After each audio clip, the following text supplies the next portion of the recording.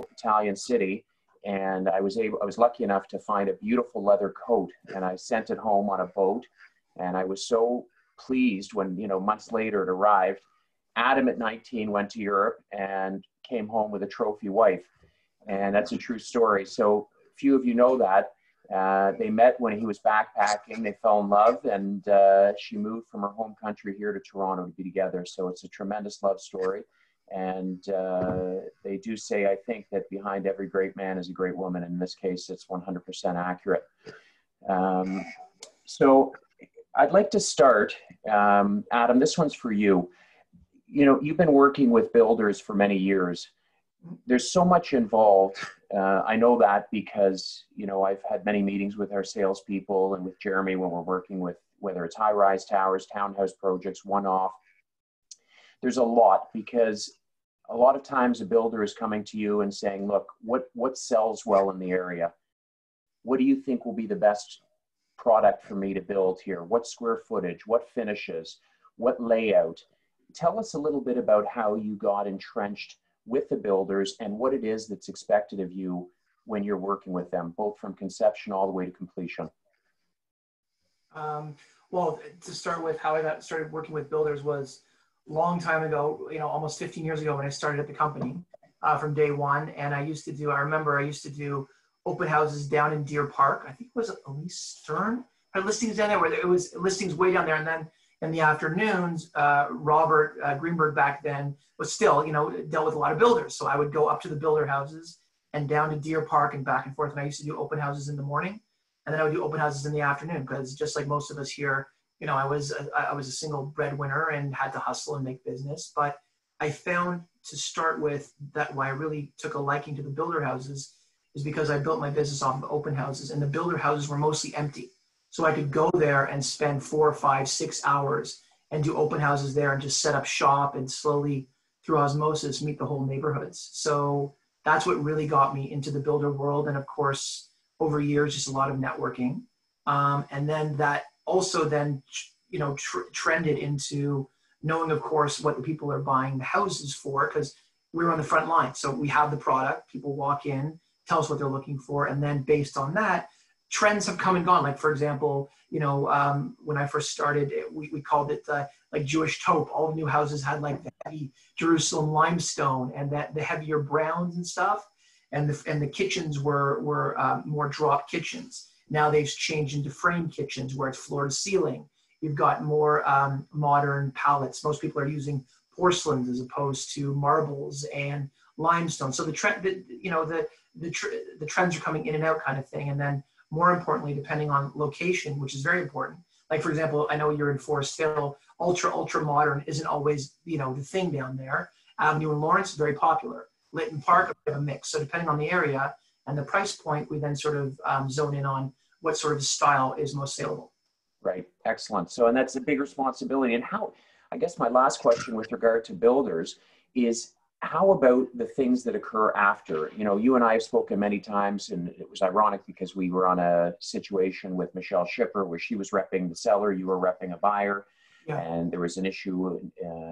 I reversed that, excuse me. She was repping a buyer who's now living in the home, and there was issues that came up, and there continue to be issues that come up. And what I noticed from you is you're constantly involved, hands-on, dealing with issues that arise after the fact, whether it's deficiencies or things that have to be done. And just like a builder has to stand behind their product, you stand behind your reputation and continue to rep those builders long after, in this case, years after the closing. Yeah, well, we have to. And as you know, because you're dealing with litigation, of course, all the time as well. Some of these deals, like going back to, it's funny you mentioned Michelle's deal. Michelle's was interesting because, if I remember correctly, the driveway wasn't cut properly. And exactly right. Had cut the driveway to the side, and then the city came after the fact and said, oh, it was the correct cut. So little things like this, especially when we're dealing with new construction, you've got permitting involved, of course, and then they're sometimes closed and people play with them. So it's kind of a dangerous, slippery slope. But at the same, we had a deal last week on a street called Barse that actually didn't close, and the house has been standing for 2 years. Their permits weren't closed, and nobody knew. So again, with all these builders, it is a lot of. It's not easy, but I found that I have liked it. First of all, I love obviously what we do, but I find that it's a great way of, again, being front and center to the neighborhood, because you are kind of representing these top end premium homes. And people come in and that you get great feedback from them. And it's also a terrific, terrific way to beat the neighborhood. That being said, I also have to stand behind a lot of these products because it is dangerous. We have had a few homes here or there which weren't built well. We have had a couple of hiccups, but you're right. For the most part, we have to stand behind a product. You're right, because if not, these deals can slide sideways very quickly. Right, absolutely. And just to close the circle on that with regard to builders, what's nice is that, you're not telling people who are buying your builder's products, hey, look, you know what, the deal closed 2 years ago, go fly a kite. You're still hand holding and you're still getting involved. And that speaks a lot about you and the way you're handling your reputation. Birgit, I'd like a question for you. One of the things that I've noticed is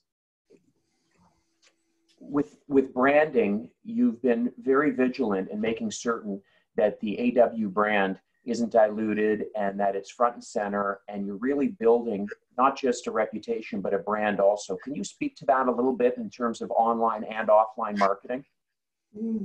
Yeah, sure. Although I'm really not, thank you for calling me a rock star. I'm really not.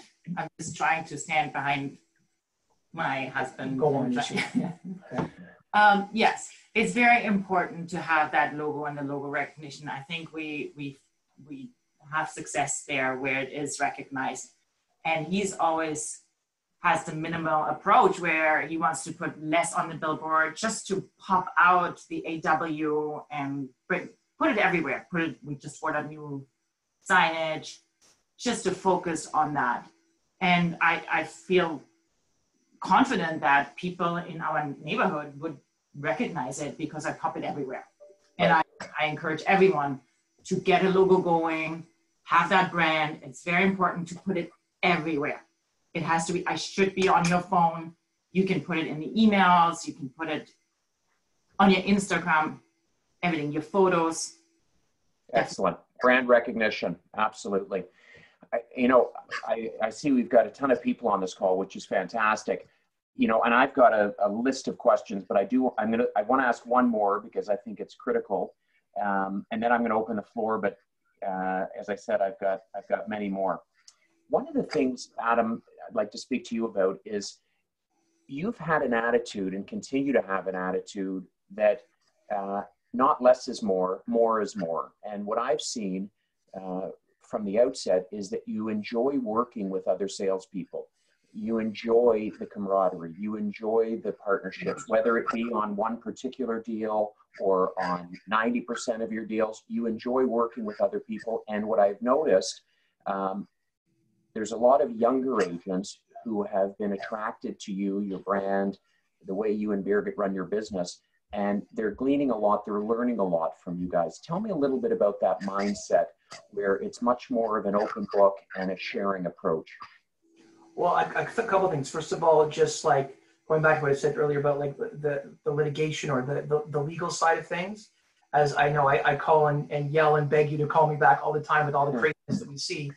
I just think from covering your butt standpoint over the years, as many of you know, I used to be on a sales group before I formed sort of my own company where I work with a couple other agents as well together. But I just found that in our business, it's very dangerous to be alone. And I've just been through so many transactions where I witnessed agents on the other side where, it's easy to miss something along the lines. These are very convoluted contracts, and they're very dangerous. And we're dealing with millions of dollars, obviously. And if you miss the littlest thing, I really find it really important to have someone on my back. So in all these things that I do now, I just, yes, I earn less money per deal, but I just find it's for the long run, for keeping a good name, not having any accidents and sense of like overlooking stuff, just not even sloppiness, just there's so much that goes on. It's not worth it, in my opinion, to risk, losing something or risking a deal for a few $1,000s here or there. I really think it's important. Good. And I think also for the benefit of the younger agents who you've worked with and sort of taken along with you, you've got certainly some seasoned veterans like Karen, like Michael, Silverberg, but also the younger agents. It's nice to see because, I look around, I'm just looking on this call, I see Howard Biederman and I see, Bram Siskind and John Fortney and Matthew Wise. If you look at all of these agents, and all of them are exceptional performers, every one of them had someone who they learned from. Every one of them.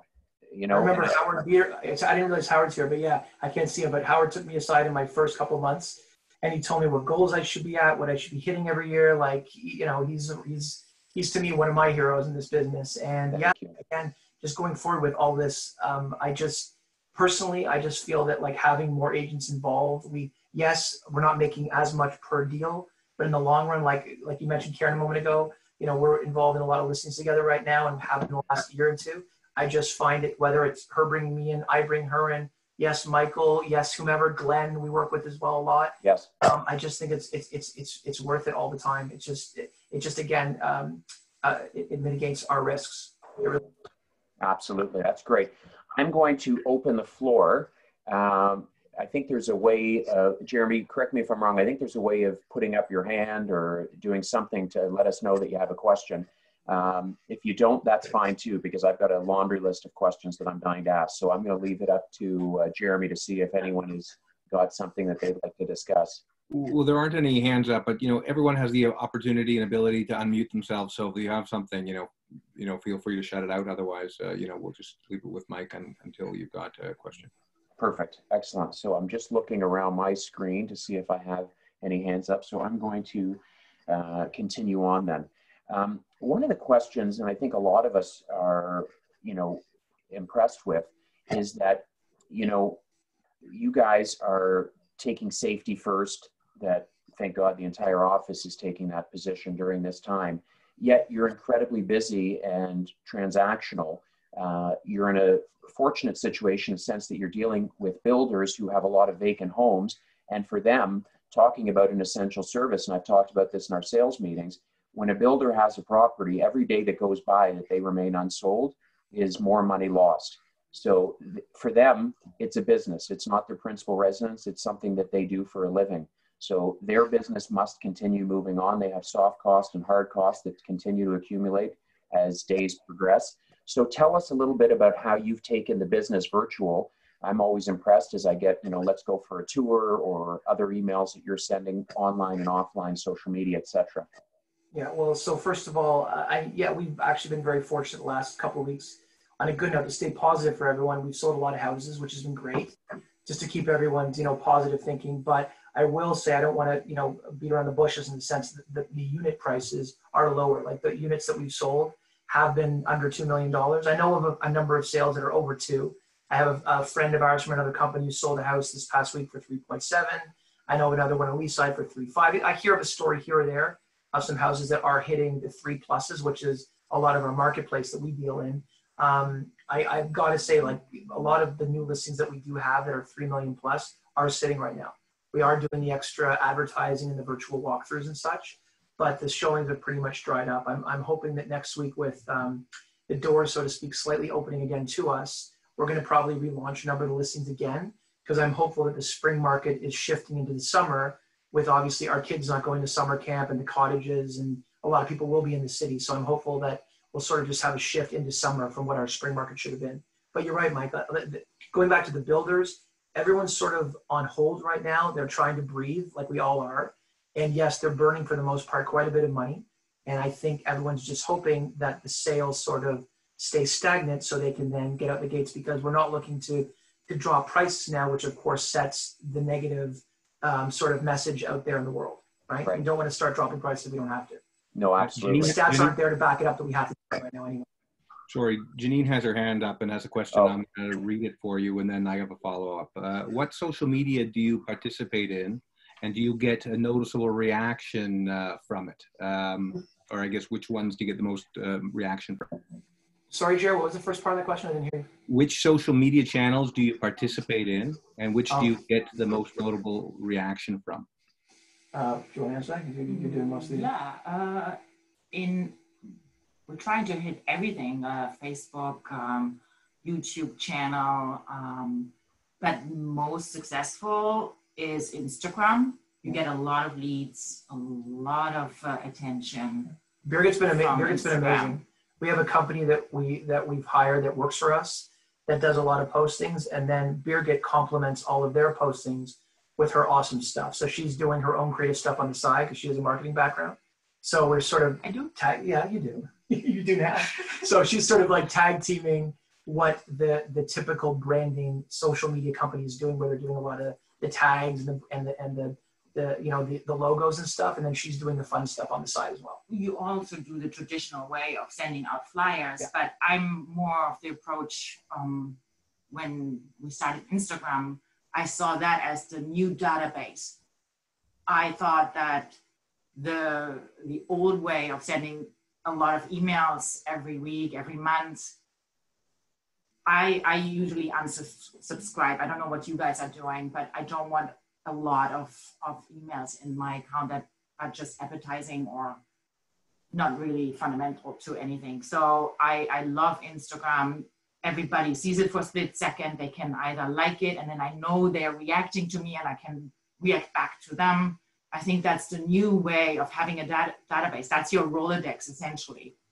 That's your fan base. They are interested in your product. You know it. You see it in the likes and in the comments, and you can instantly react to them. So I'm not even a big fan of flyers anymore. I think it's going to all change in this faster world. You know, it's interesting you bring that up, Birgit. I'm happy you did, because, you know, I think a lot of people are concerned, are fearful of social media because they're not familiar with it. And, you know, one of my favorite questions that I got many years ago is when the fax machine came. Harvey brought one from the US, and someone said, well, I'm never going to use it. I don't know how in God's name it works. And so Harvey said, well, tell me this, how does your telephone work? I said, I don't know, but you still use it. So social media, and by the way, I'm not a person who, you know, is out there from a social standpoint. I should, you know, be completely transparent in this. But a number of weeks ago, I was asked to be interviewed on Instagram Live. Now, thank God I had my kids at home because they got me on and got me set up. But, you know, it's amazing because I said to my kids, I said, you know, when I was on that live program, the next minute, an ad came up for something that I was dying to own. And then another ad came up and they said, welcome to AI. They know exactly what you want based on what your preferences are. They hear you, they know you. And if you think about it for a moment, and you think about newspapers and what's transitioning out of that business and what's happening right now with flyers and how long people keep it. I remember years ago, I was in a training course and they said, you know, consider flyers being attracted to the circular file, which is the garbage can. They're all going in. It's a matter of, are they going to look at it for 1 second, 2 seconds, 3 seconds, or maybe 4?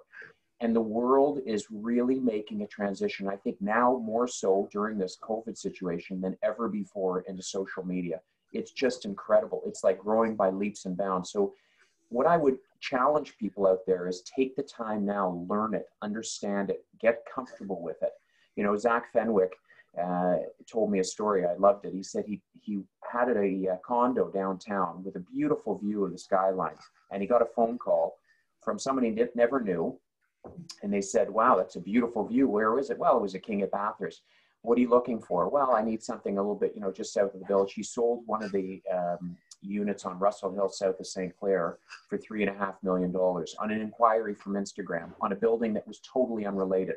So these are the types of stories, and this isn't like a one-off. People can tell you story after story after story about social media. It really is something to take some time on. Jeremy, I'm going to pass it to you if you had a follow-up question.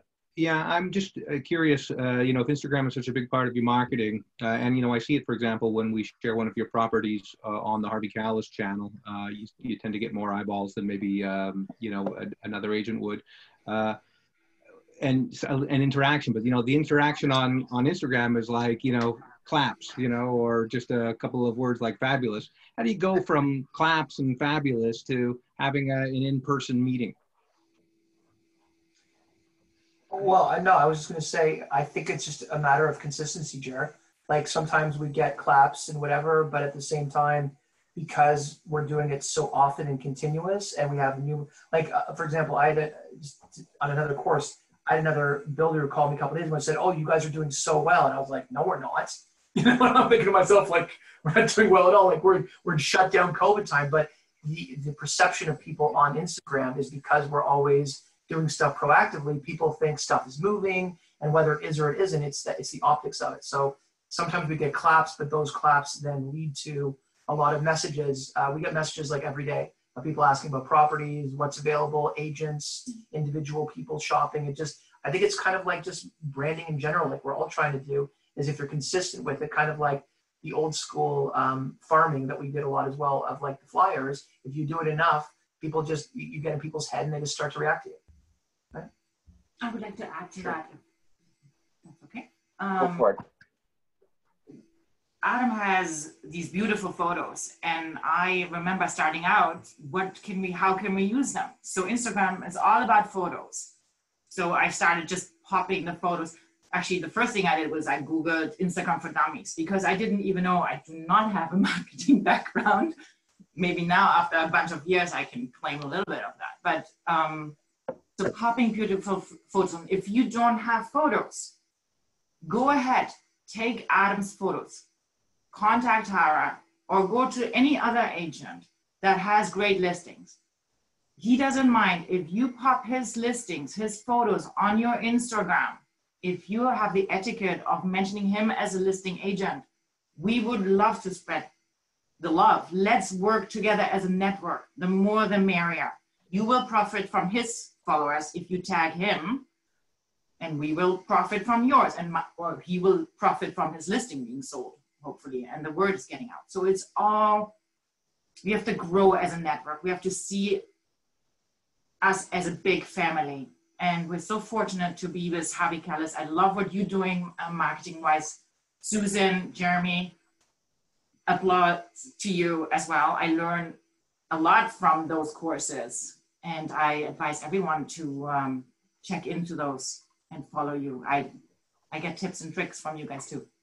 Well, thank you for, sorry, go ahead, Jeremy. You go first. As a follow-up to Birgit's comment about, supporting each other on Instagram and on social networking, this is a consistent message that we've shared, over the past couple of years in our Monday morning sales meetings. For anyone who attends those will know that we preach it regularly. If one of your colleagues is posted an announcement, a new listing, sold, a charity event, anything, you get out there and support them. It'll get reciprocated. And then in the end, when you're putting up your own message and you're wondering why you only got, 8 thumbs up when you should have gotten 80, this is part of it. We need to all be supporting one another, and you'll see, like, all of a sudden your listings will trend a lot higher because everything is now controlled by an algorithm. And if there aren't enough likes right off from the get-go, the rest of the people in your network aren't seeing it. So it's just really important for every one of us to get behind each other and support each other. The worst thing that'll happen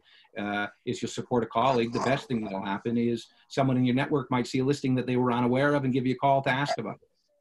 Well, that's exactly it, Jeremy. I'm happy you brought that up. And Birgit, to your point about sharing the love and sharing the listings and sharing the photos, etc., that's exactly what I was referring to at the beginning of the conversation, in the sense that both of you have the attitude of sharing, and we're stronger together.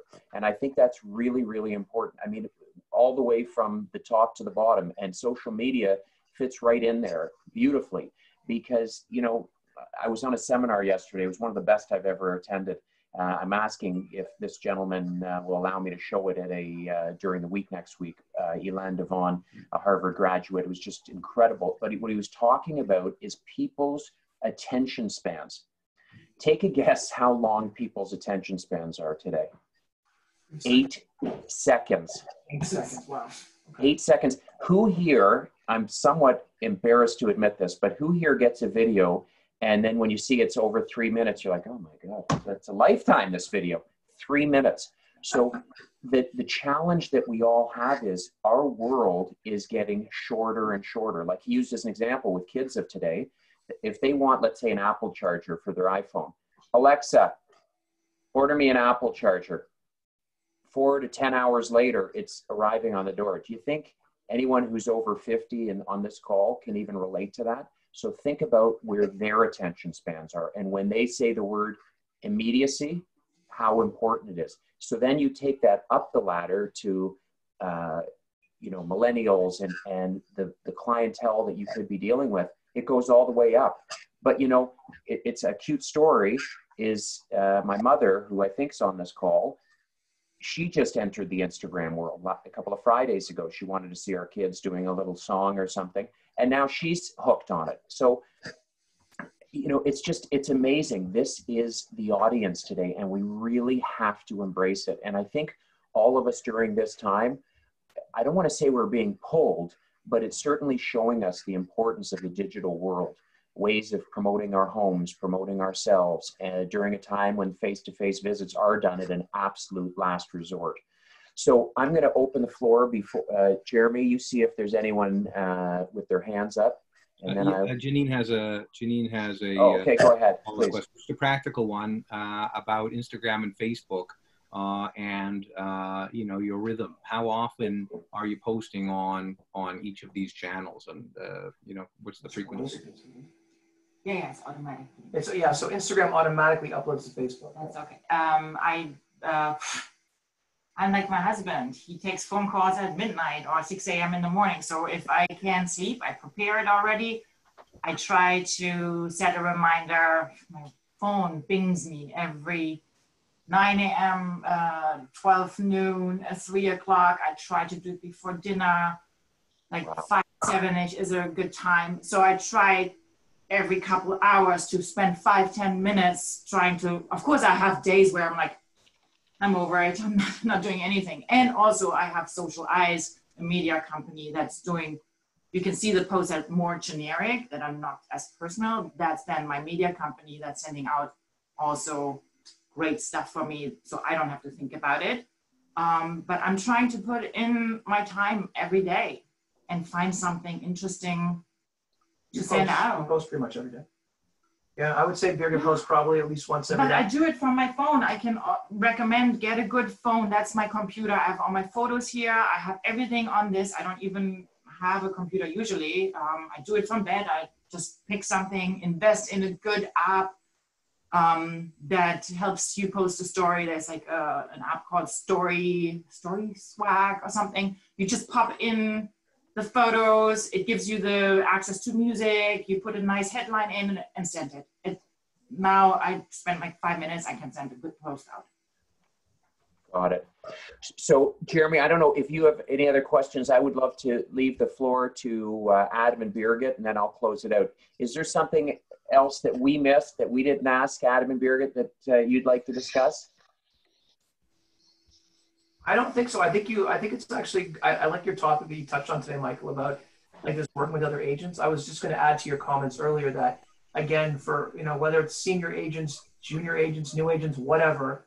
And if right now, especially with difficult times, like we have stuff that's in flux too. We had a lot of listings that are coming off the market, on the market, whatever. We're all over the place. Like, again, if people want to use, whether it's our listings or other people's listings, I think it's a really smart idea to just advertise our product, so to speak, out there to keep positive sort of atmosphere. Because like even yesterday, Birgit posted, you know, just our recent sales in the last week. And again, as I said, the price points aren't our regular 3, 4 million, whatever. It's not the upper fancy schmancy, so to speak, but it doesn't matter. It's whether it's $5 or $5 million, at least we're keeping, you know, a positive vibe out there right now. Excellent. And it's motion, it's moving forward. And I think that's exactly what you've been able to do. So, Jeremy, maybe. I got to interrupt. Terry Walden had a question. Go ahead. And then mute it. If you would, Jeremy, would you be kind of, and then to mute everybody? Kept barking. Huh? Kept barking. Sorry. There we go. That cleared that. Sorry, Terry Walden. Then he's got a papillon. Sorry, Catherine Rhea keeps coming on. Sorry. Terry Walden says, I know you spend most of your time on Instagram doing business, but what percentage of personal postings do you do, and do you find that they are helpful? Like, do you differentiate between personal postings and business postings? I personally, he hates it every time. He's so private. I don't like showing my family and stuff on Instagram just because I'm a very private person. But it blows up. And then Birgit yells at me, she goes, look, there's like 14 million people looking at your child like bouncing a ball. And I'm like, I don't want them to look at my child bouncing a ball. You know, so there's no rhyme or reason to it. She does it occasionally, but I like I said, I was I'm not a big fan of it just because It's part of your brand. I know. I think you have to give a little. That might be a mistake because I think, again, with the social media stuff, people want it. They don't want to just see your houses. They want to see the whole package, so to speak. Right? So, yeah. See the person. Yeah. And it is a balance. Well, I'm just looking. I think we're out of time. We're keeping it to 30 minutes. But before we sign off, I just wanted to personally thank Adam and Birgit for giving of themselves, not just on this phone call, but constantly. They're always offering to help new agents, agents who are looking to learn, agents who are looking to utilize the wonderful listings they have, even on this call. They're sharing the companies that they're using. They're offering their properties for your social media. Take them up on it. They strongly believe and they live by it. You know, we're stronger together. And you guys are incredible. You're an inspiration, and you're really, really incredible people and salespeople. So we wish you only good health and good luck. And thank you, everybody, for your time today. Bye, guys. Thanks for having us. Thanks, everybody. Thanks, guys. See ya.